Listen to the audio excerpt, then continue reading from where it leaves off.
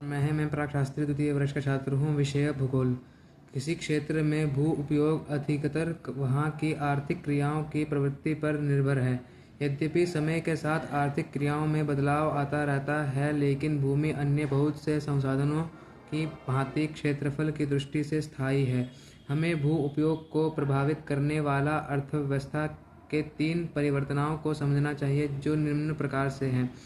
अर्थव्यवस्था का आकार, जिसमें उत्पादित वस्तुओं तथा सेवाओं में मूल्यों के संदर्भ में समझा जाता है, समय के साथ बढ़ता है, जो बढ़ती जनसंख्या, बदलते आय स्तर, उपलब्ध प्रौद्योगिकी व इसी से मिलते जुलते कारकों पर निर्भर है।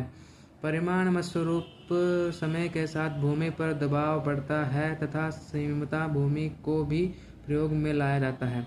दूसरा, समय के साथ अर्थव्यवस्था की रचना में भी बदलाव होता है। दूसरे शब्दों के द्वितीय व तृतीय सेक्टरों में प्राथमिक सेक्टर की अपेक्षा अधिक तीव्रता से वृद्धि होती है।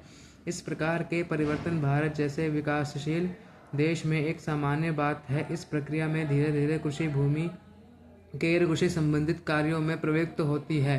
आप पाएंगे कि इस प्रकार के परिवर्तन शहरों के चारों तरफ अधिक तीव्र, जहां कृषि भूमि इमारतों के लिए उपयोग किया जा रहा है। तीसरा, यद्यपि समय के साथ कृषि क्रियाकलापों का अर्थव्यवस्था में योगदान कम होता जाता है, भूमि पर कृषि क्रियात्मकों का दबाव कम नहीं होता। कृषि भूमि पर बढ़ते दबाव के कारण है।